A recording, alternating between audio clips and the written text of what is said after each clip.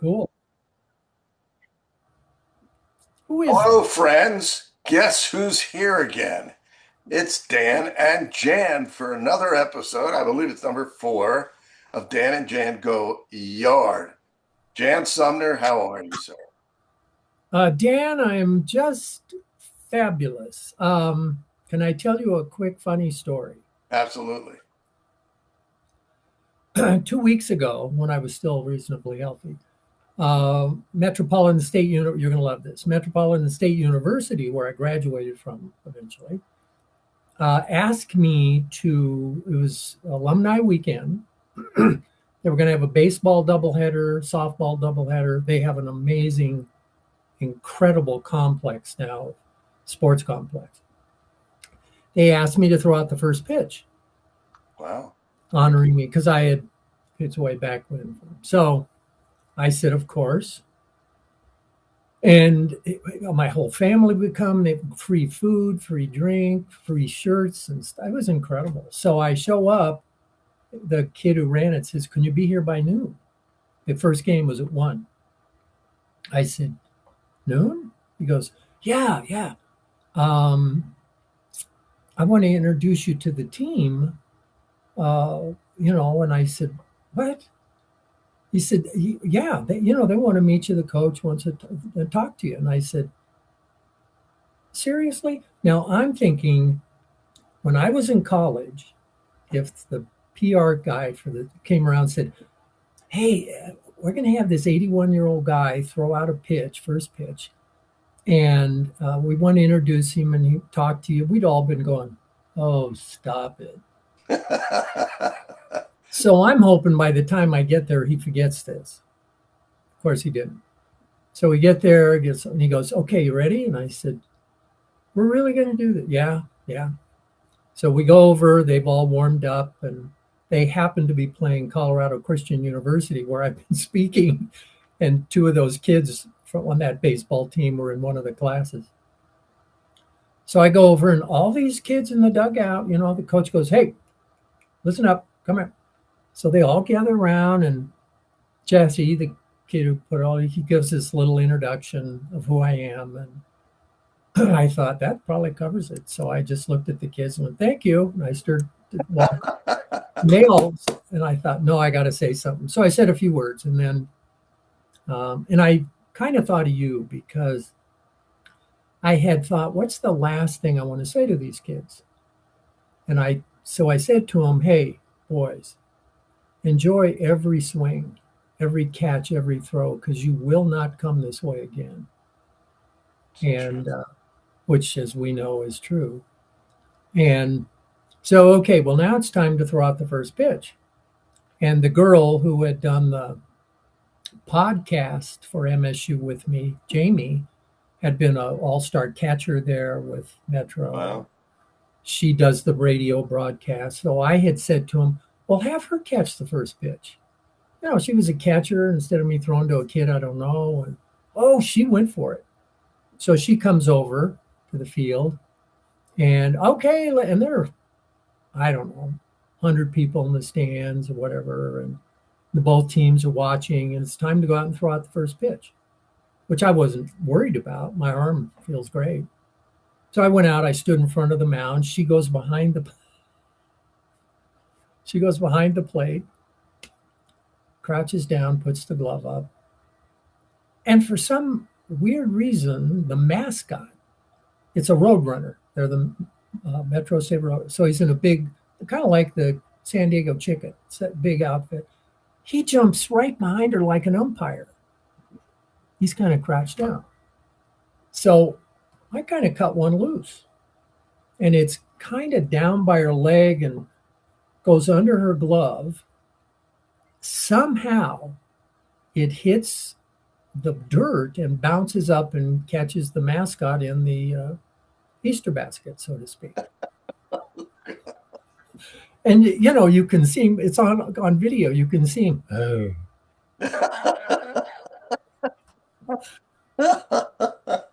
Then they take us out to get a picture of us, me and Jamie and the mascot. And I can't see him. He's got the big head thing on, and I figured he must look out his mouth or something. So before they took, I said, "Do you have a cup on?" And he goes,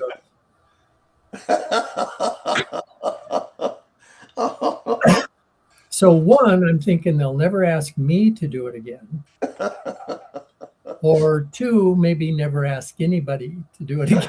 Anybody? Yeah. That's funny. What are the That's odds that? I mean, they got to it's be slim and none. crazy. Yeah, Crazy odds. yeah. And later, I'm over at the table and I look up and here he comes, the mascot. He's got a bat. And I said to Jesse, "Here he comes. He's going to get even with me."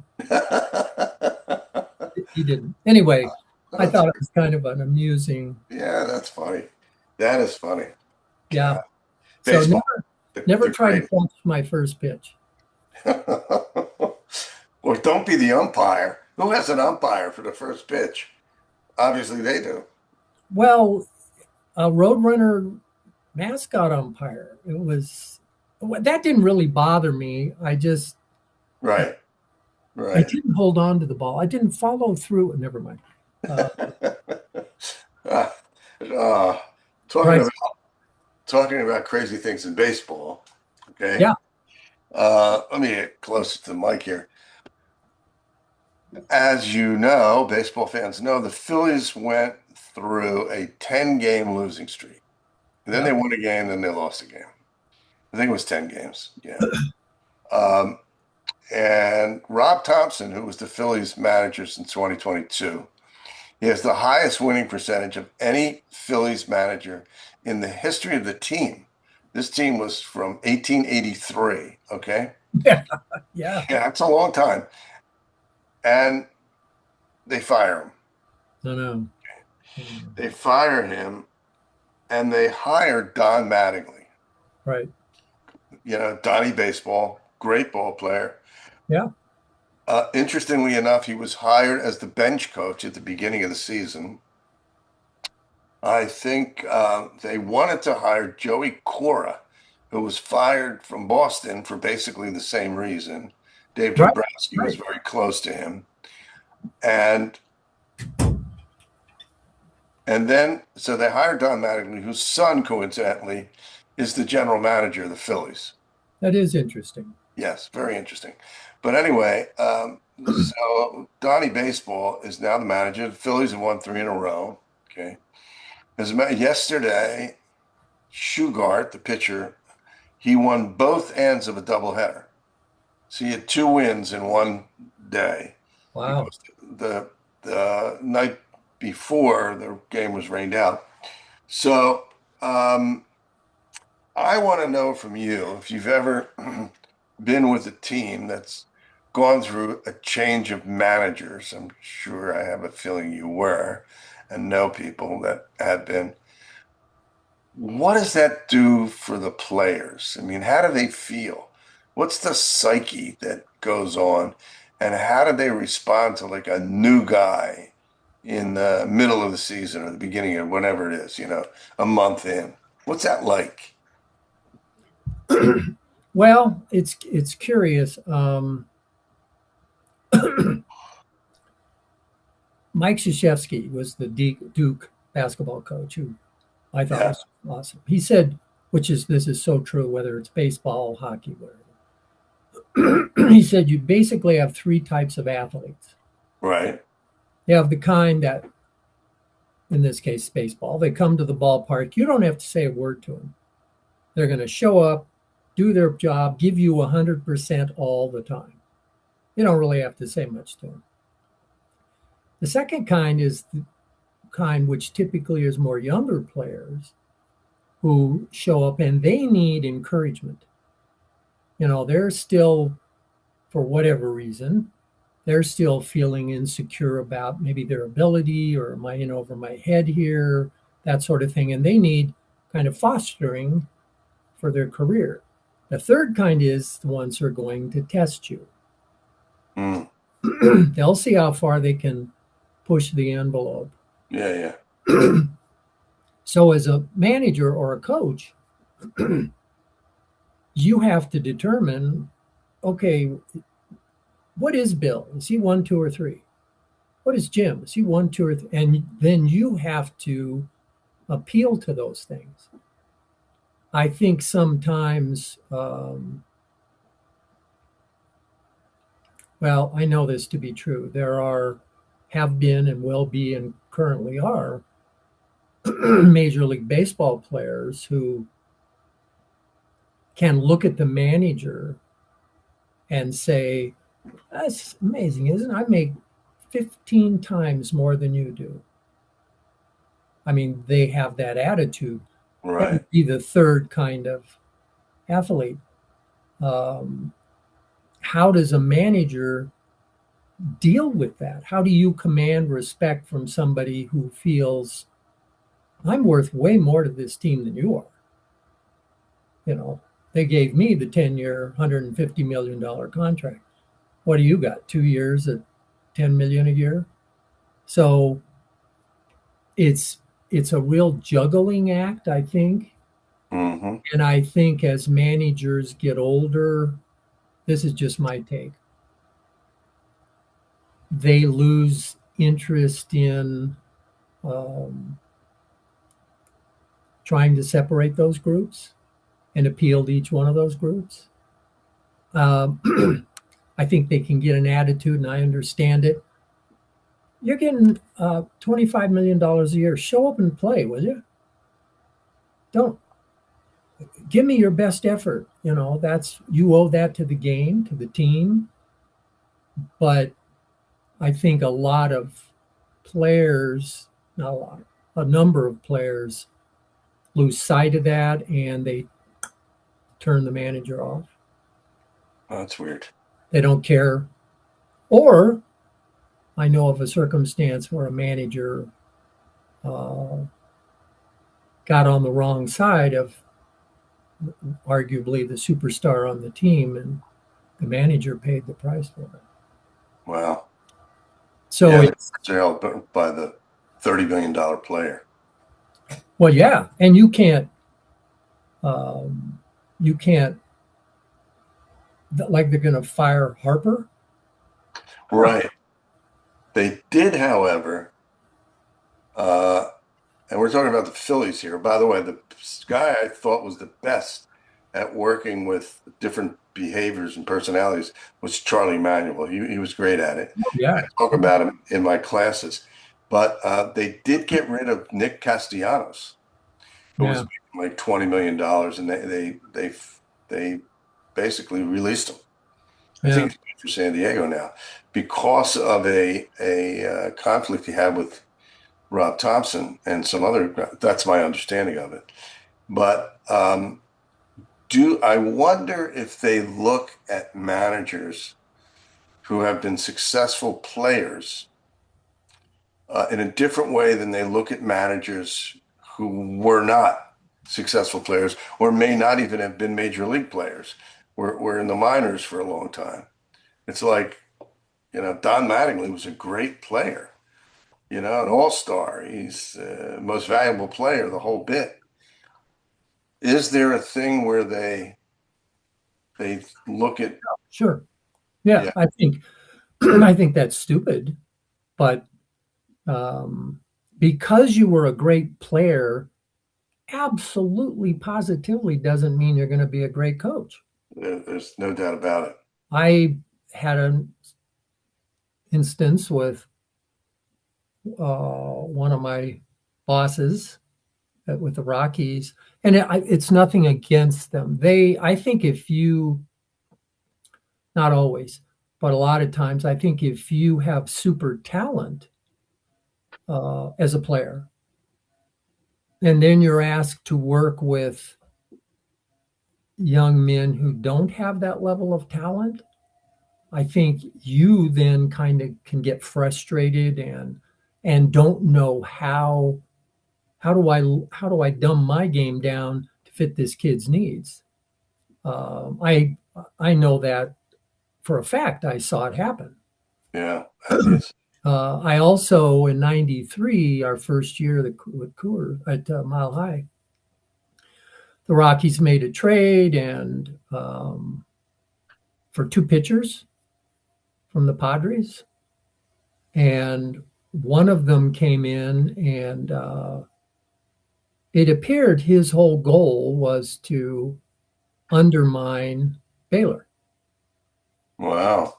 It was Baylor's first gig as a Right. manager, and he was he was uncooperative. He was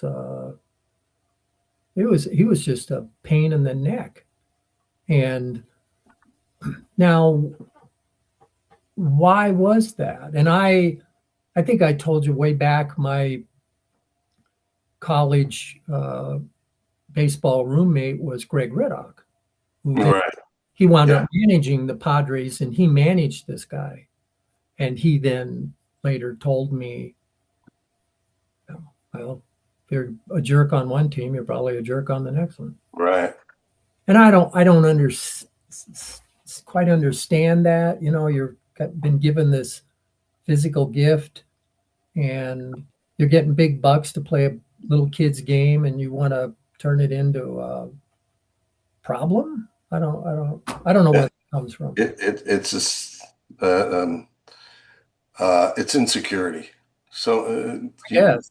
yeah, yeah, there is a aspect of insecurity. By the way, since we're talking about our beautiful game, I want to give a shout out to Logan and Chase from the Temple University Baseball Club Cool. for the hat, the Temple hat that they gave me. I'm sure I'll wear it on one of our broadcasts, but that was really cool. That Well, was what? Yeah. great. Are They were those my students. those are What? the two guys you told me can't play really very well?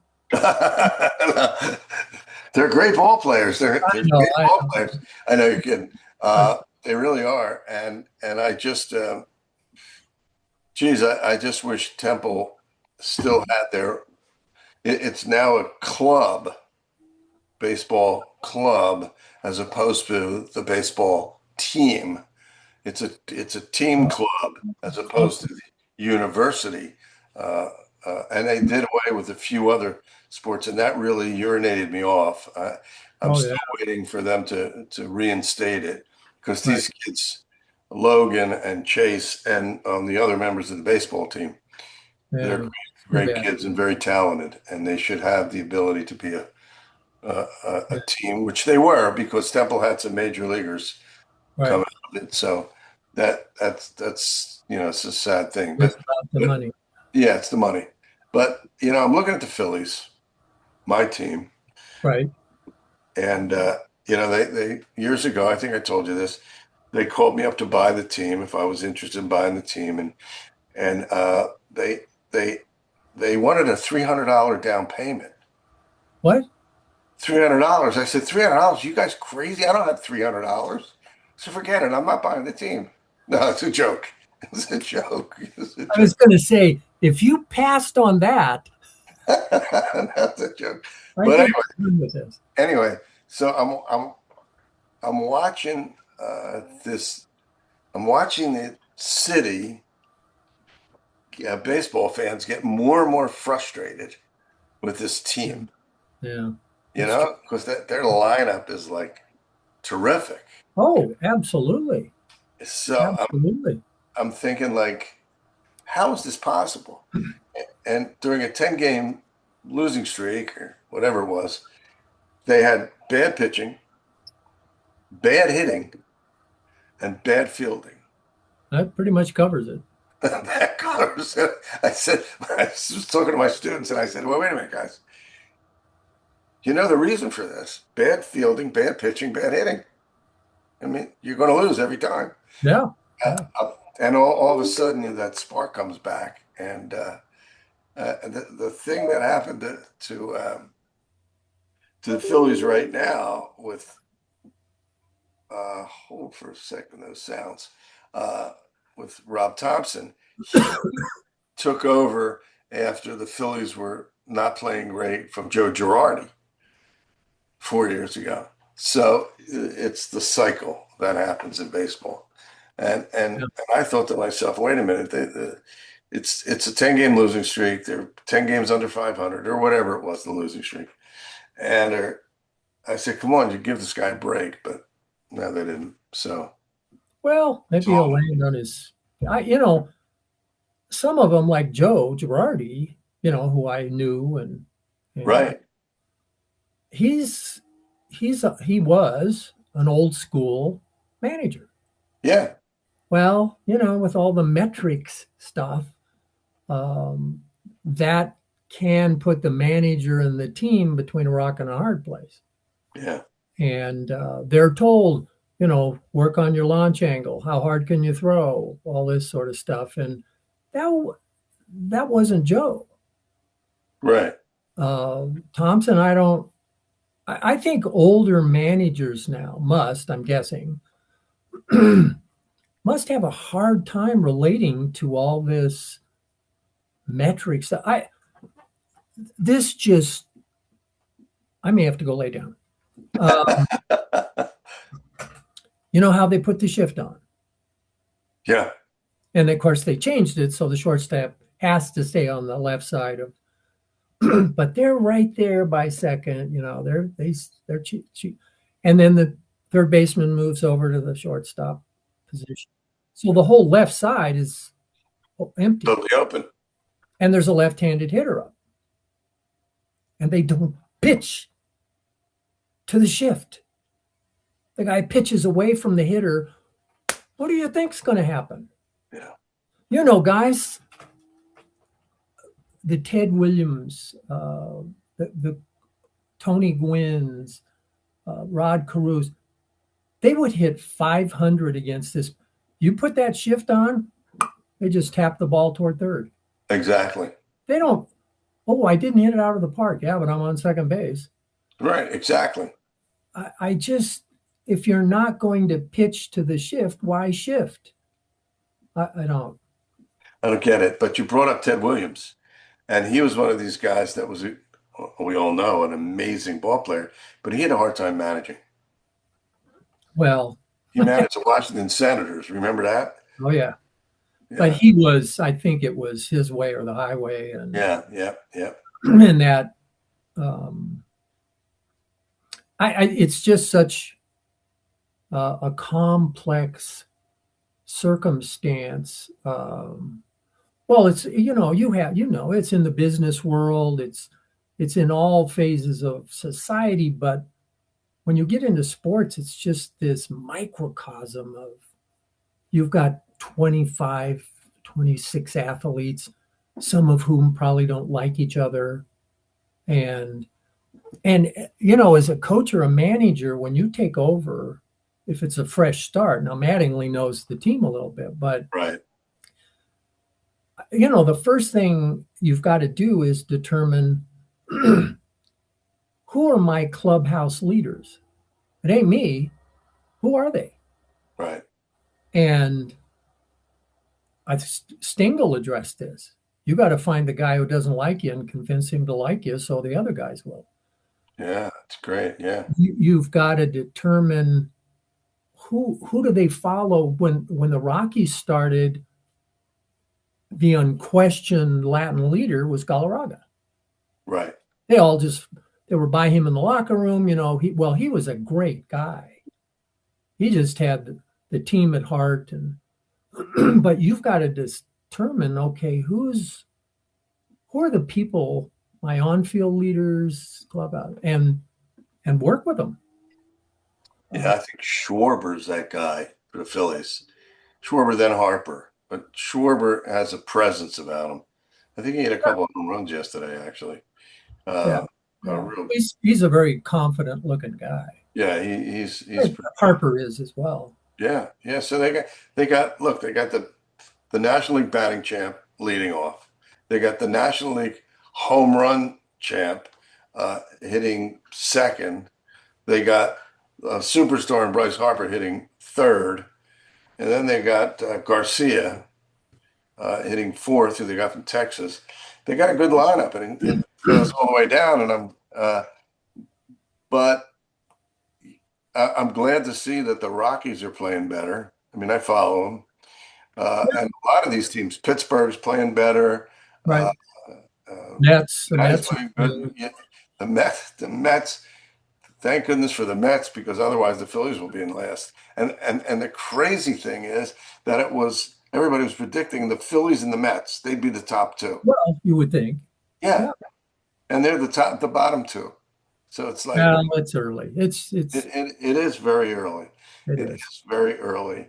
Um, But if and you're a young player, and let's um, and and one of the top two or three studs on the team, you quickly determine, the talk that goes on in the clubhouse, on the yes, field. Um, you kind of determine, oh, Joe, our star center fielder, he's at odds with the manager. mm, So where am I going to line up here? You know, I can't just stay middle ground.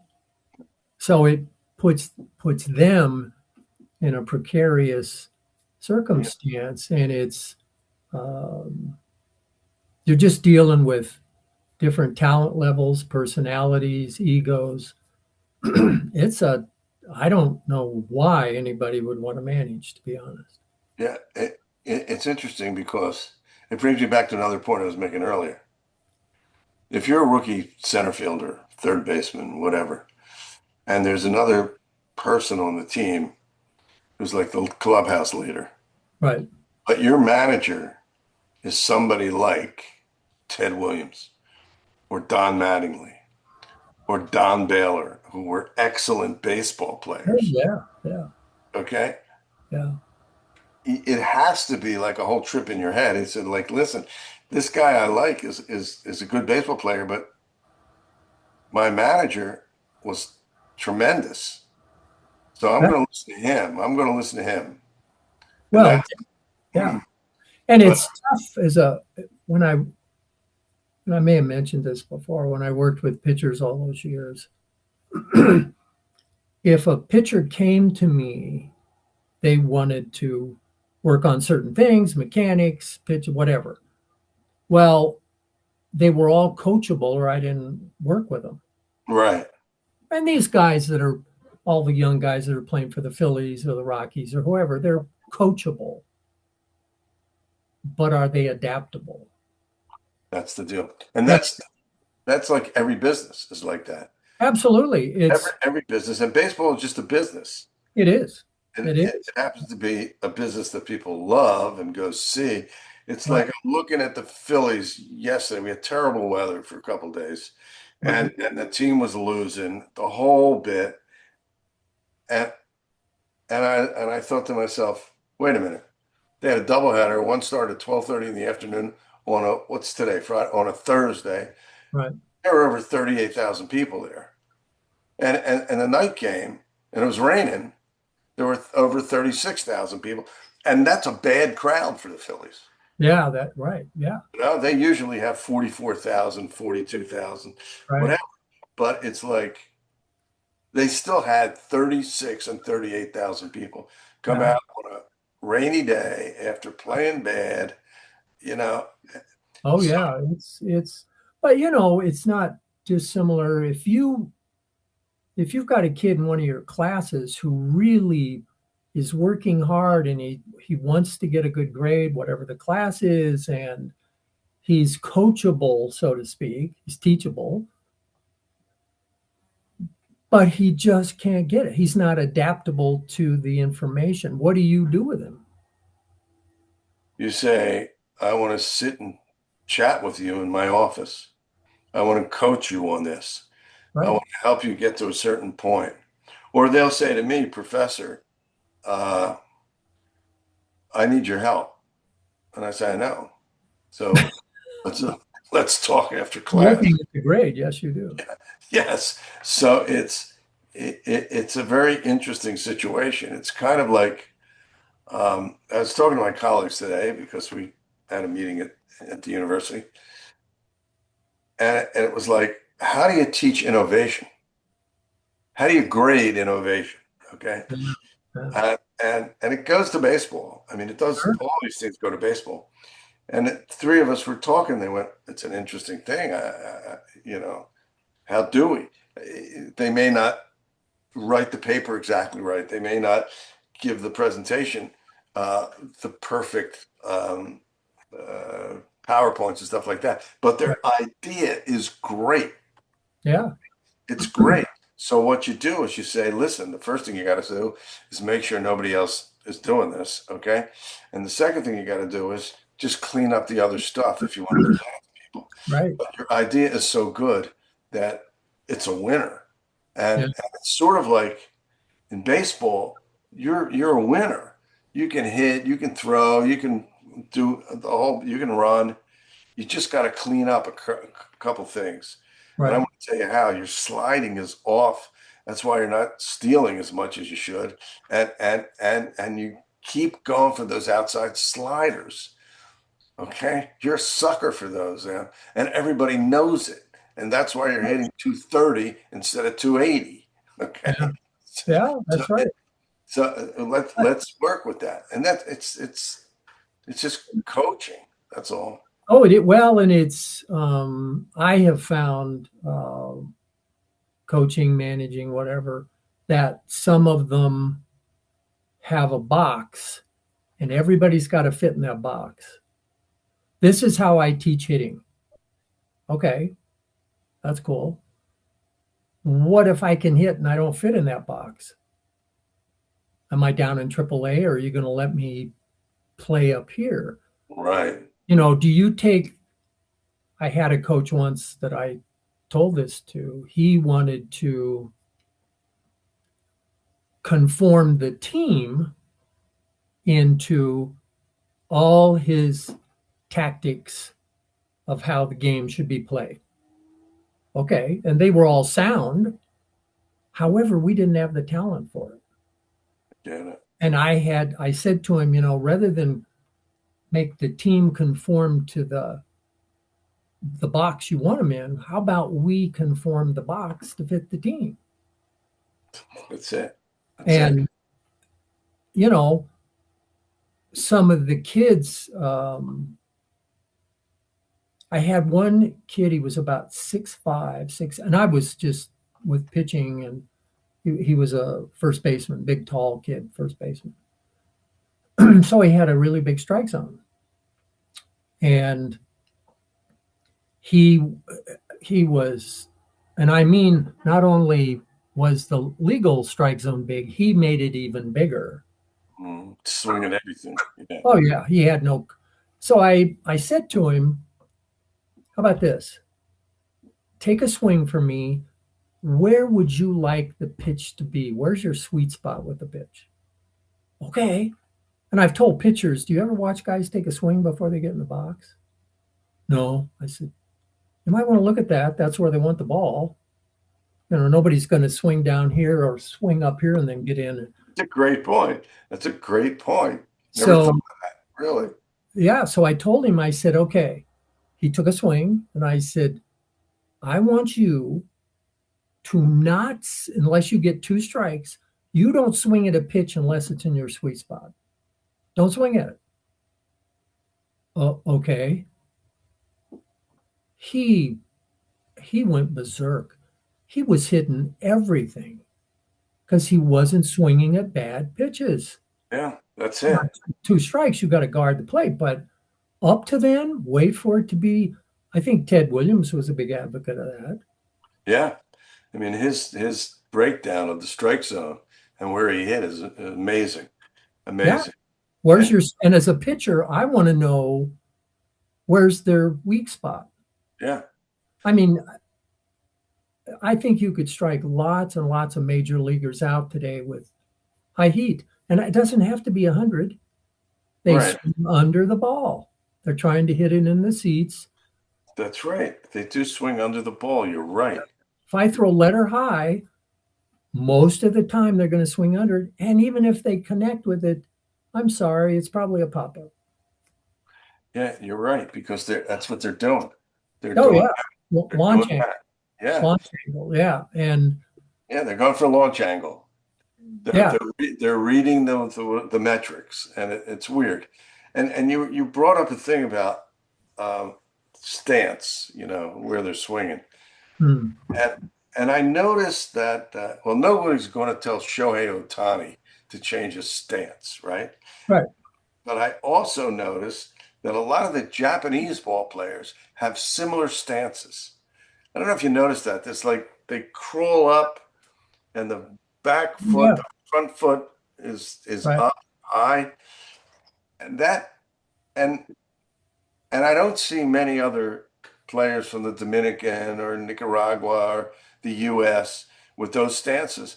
So I often wonder the proficiency of that stance relative to other stances. Of course, you got to bring in the height differentials and all, Right.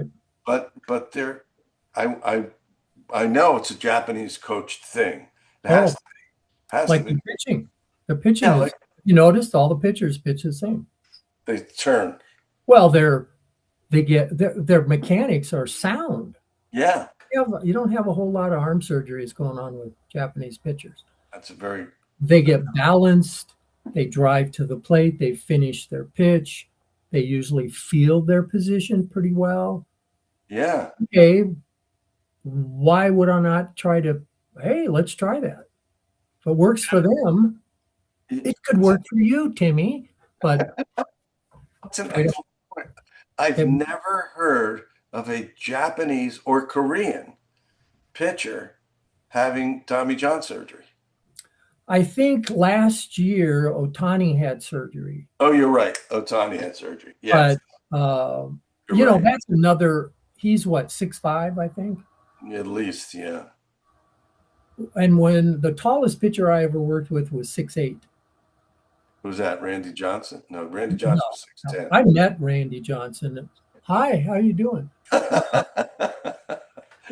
But people who don't know anything about pitching, they assume, oh, this one kid I had who was almost 6'8". It's so hard for them to get what I call compact delivering the ball. I mean, they got long arms and legs, but if you watch Otani, he's very efficient and smooth to the plate at that height. Well, why is that? Well, because he's got really good sound mechanics. He gets balanced before he throws the ball. So his body has a chance to drive Yeah, down the mound and his arm can catch up. But um, man, some of these, and any number of games, the balls hit up the middle and the pitcher's trying to get out of the way. yeah, I don't get that. Stop it. Stop it. You're, I know this is weird to understand you're a fielder as well, but they're not in a position to field the ball. Right. So, yeah, oh, well, let's don't get off on mechanics, but I do wonder why.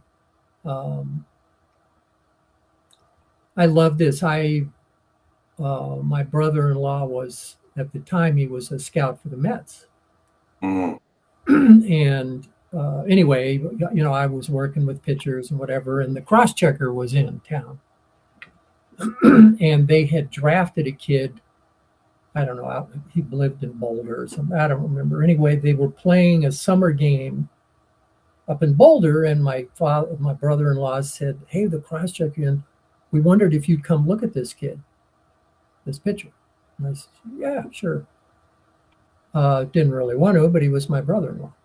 So Right. I drive up, and he's a pretty lanky lefty, probably 6'4", and there was no use of his legs. He just arm threw, Wow. and that's He's easily. losing, he's losing power. He didn't have any power except up in his arm, Yeah. and that's easily fixed. So I watched him, and he was throwing against a high school summer team, and they lit him up. I mean, they just Really? lit him up. Yeah.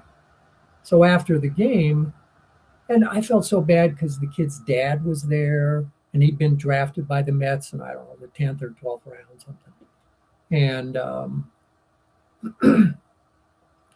so my brother-in-law and this cross-checker cornered me afterwards.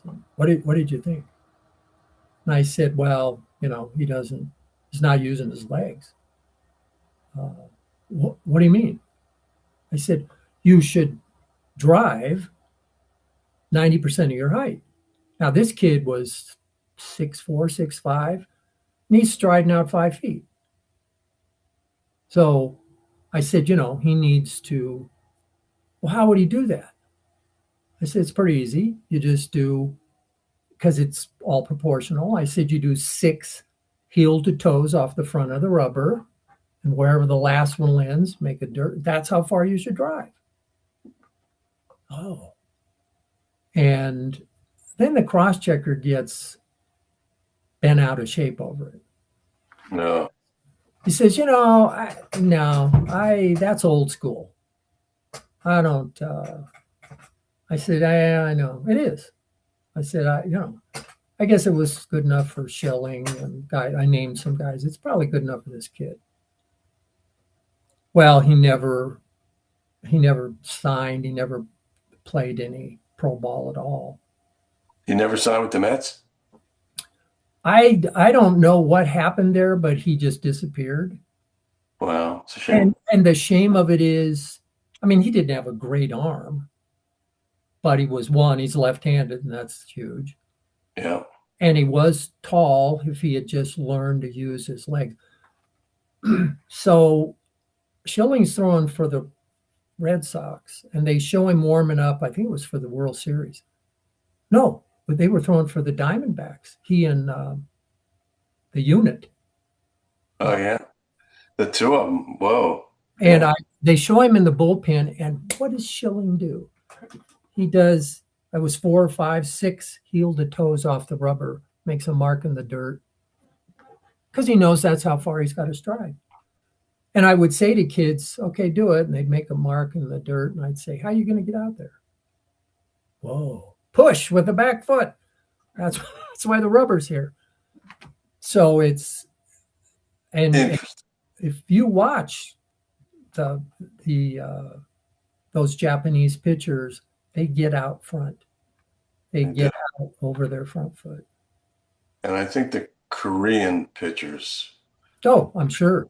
Yeah, the Korean and the Japanese ball players have a pretty good style of play. Yeah. Well, they've been taught. Somebody has taught them how to pitch. Yeah. Or at least the mechanics of pitching. They teach them all the splitter and which is their version of a changeup. So,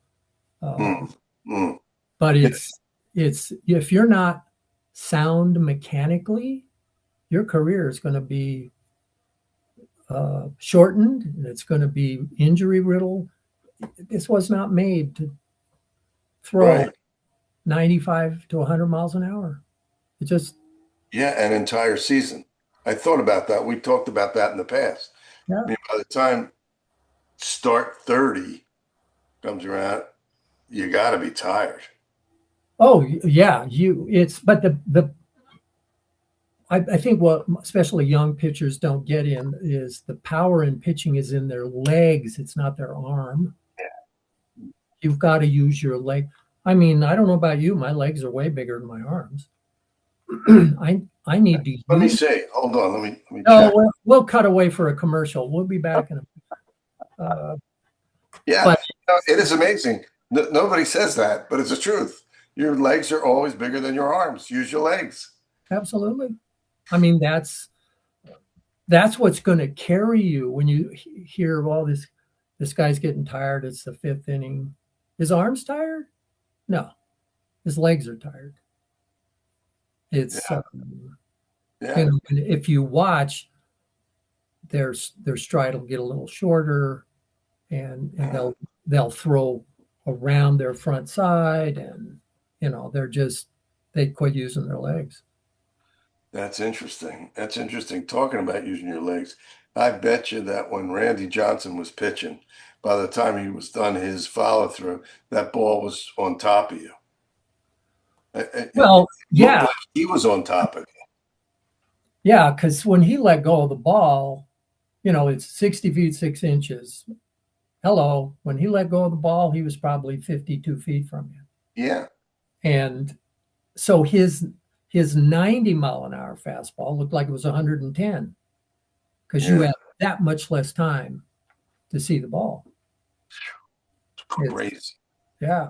And crazy. that's an advantage tall pitchers should use. If you've got a 5'10" pitcher where he lets go of the ball and where a 6'5" guys, there's going to be a difference. There's going to be this gap.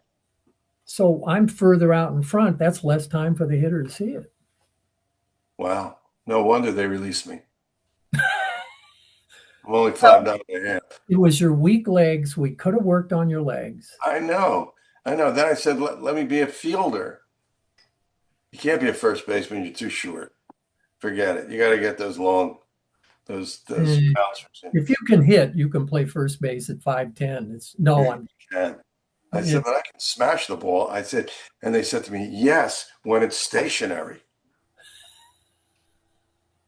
So I said, you're right, all these smashed balls, but here it is. It's not smashed, it's still round. So yeah, there's it, so many intricacies to the game. And I've watched of course I love the Dodgers. Dodgers, Yes, they are actually sacrifice bunting runners to second and third. Small ball.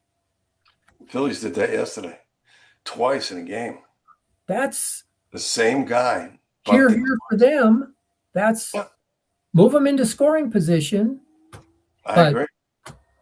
that's I don't know. Maybe it'll cycle back. The Negro League teams were really good at small ball. Yeah, yeah, and the problem is that what's the thing there was a song, the chicks love the home run or something. Long ball. What? The chicks love the long ball. That's it. Chicks love the long ball, and it's like, yeah. So it gets into the organization's head. We'll have a lot more people in the stands if we hit a lot of homers. Sure. So it's true, but you get a lot more people in the stands if you're winning the championship Yeah, with small ball. People will come. absolutely. It's Bunt and they will come. Yeah, you are onto something.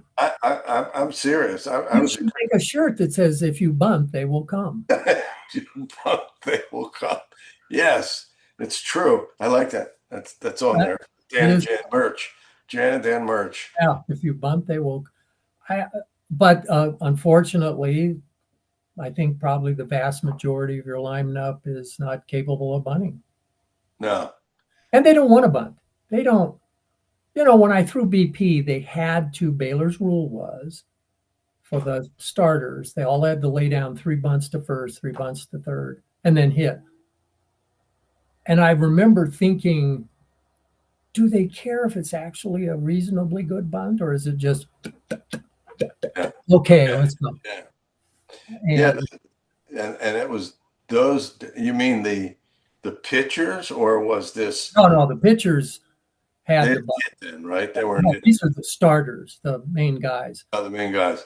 Yeah. Yeah, well, Stott, I think it was Stott yesterday. He laid down 2 really nice bunts, and Chapman picked it up for the Giants, and he tossed, but the runner went to third, and I think Well, eventually scored.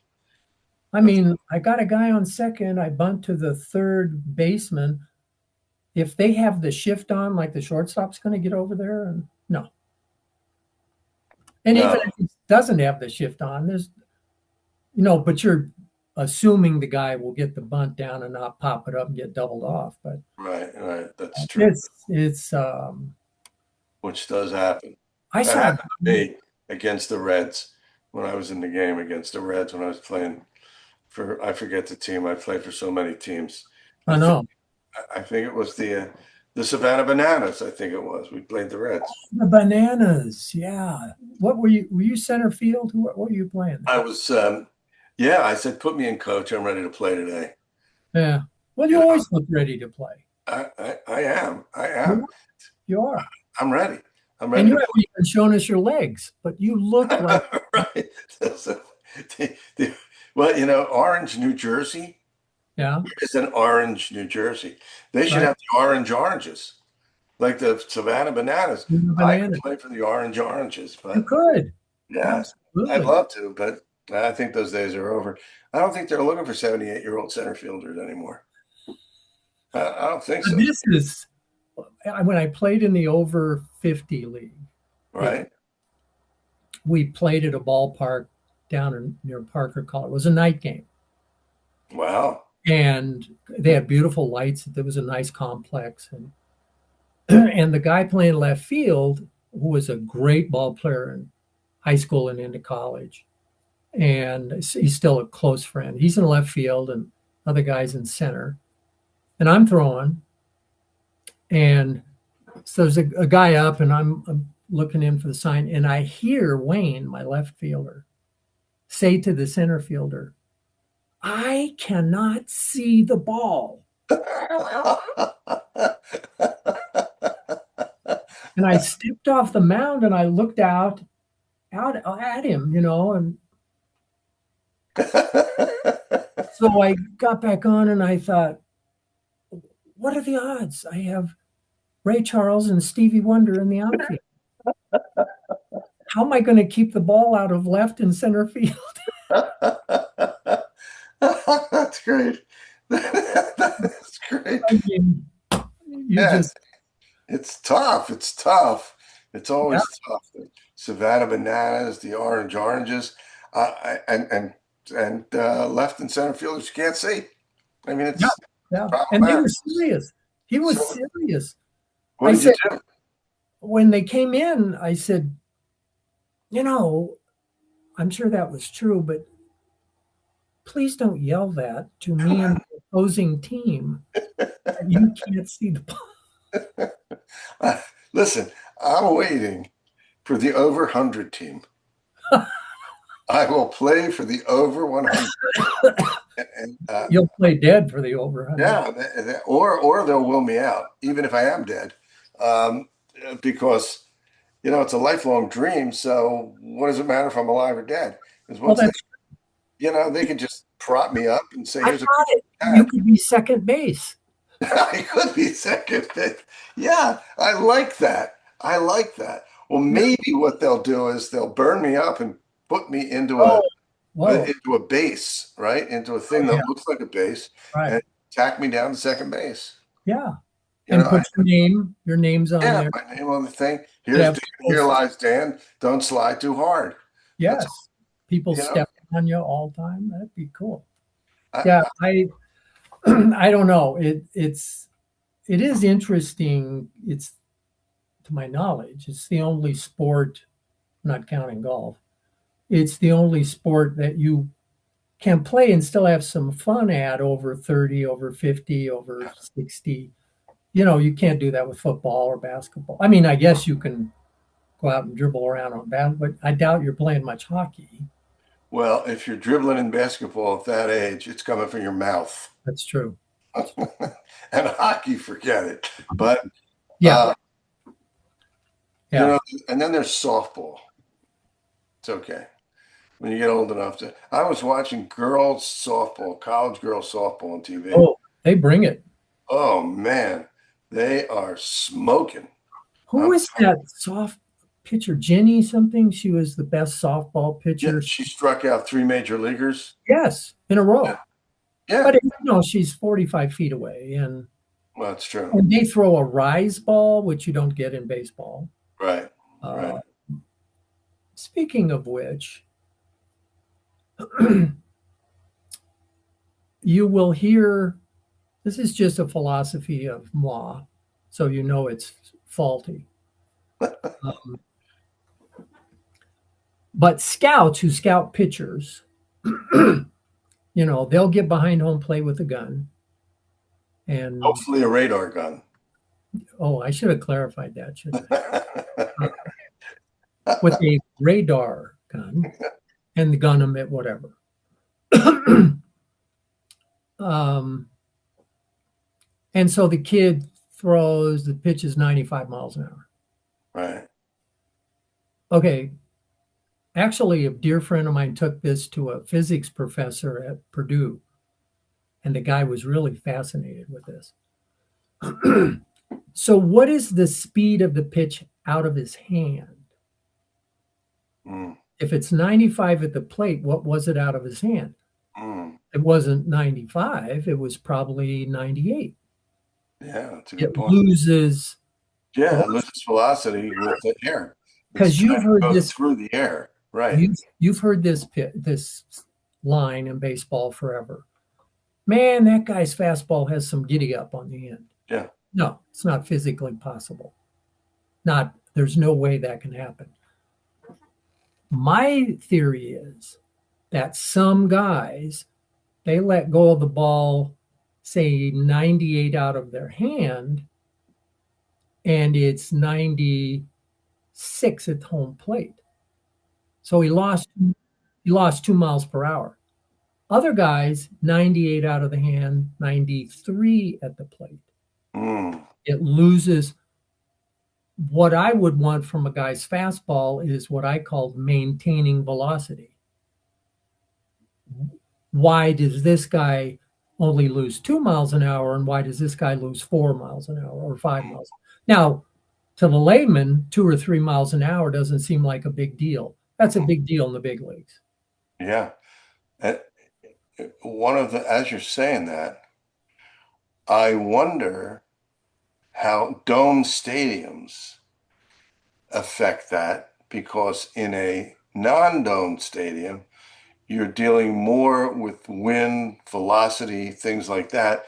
In a dome stadium, you don't have any of that, No, right? no. So if you're throwing at 98, it may lose 1 mile or two, okay? But it probably won't lose five, like if you're playing on a windy night in Sure. Chicago, Yeah, right?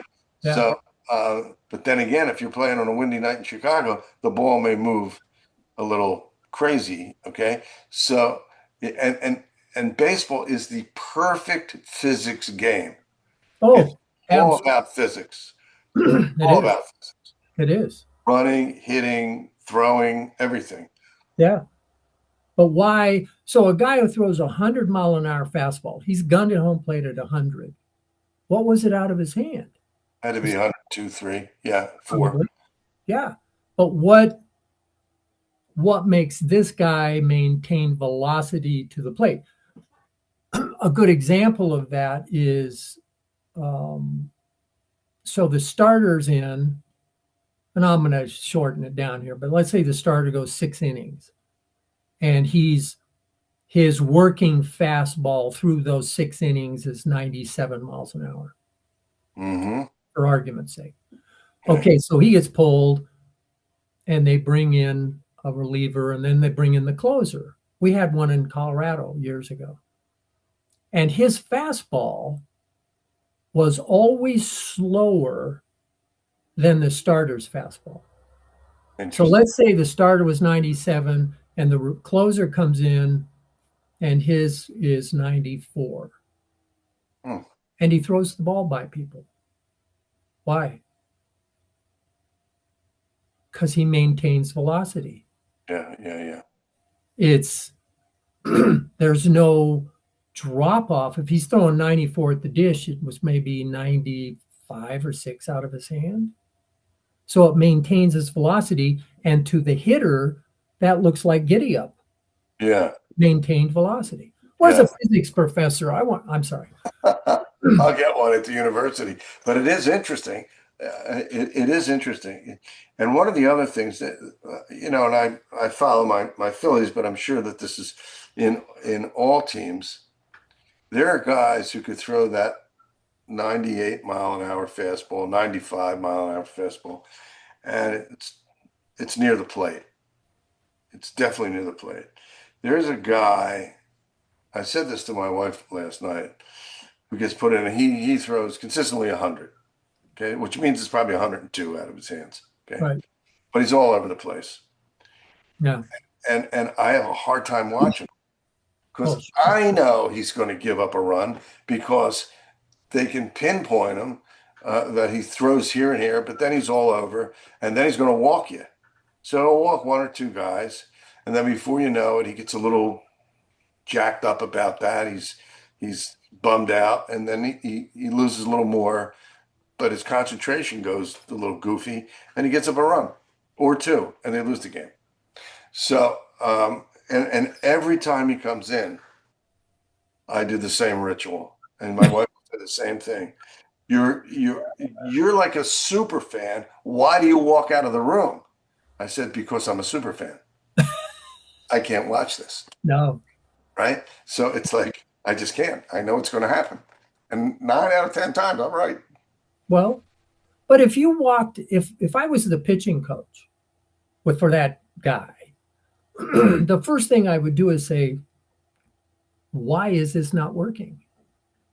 What do you think is wrong? There's a reason he may not be able to exactly pinpoint it, but there's something that's telling him this isn't working and I don't know why. Okay, that's my job as the pitching coach to figure out why. Why isn't this working? I don't know if well, actually it was the Phillies. I had an agent call me years ago, and he knew I worked with pitchers, and he said, "Hey, Jan, would you take a look at this kid?" He had signed with the Phillies. He was out of Dallas Baptist, which is a good baseball school in Texas. And I said, well, sure, I'll take a look at him. So he showed up. Nice kid, really nice kid. And the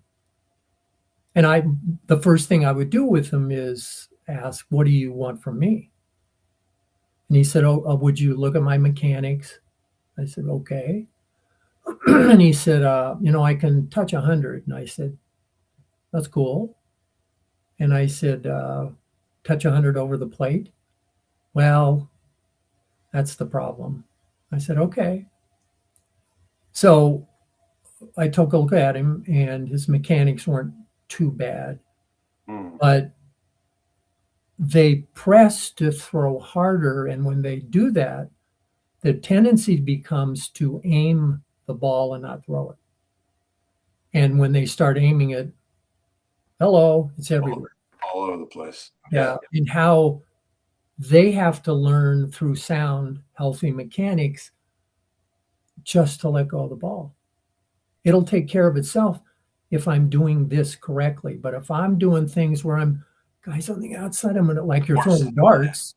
That's exactly what it looks like he does. And by the way, when I was scouted years and years ago by the Philadelphia Athletics, okay, they wanted to see. How old are you? I'm 703 years old. I was there when Noah loaded everybody up, and he said, "Come on, Dave, there's room for one more." So they said, "We want to take a look at your mechanics." And I said, "Steve, Wally, get in here." And they'd say, "Who are they?" I said, "They're my mechanics. They work on my car." So with that, we will say, Jan, this has been a great. It's over. Okay.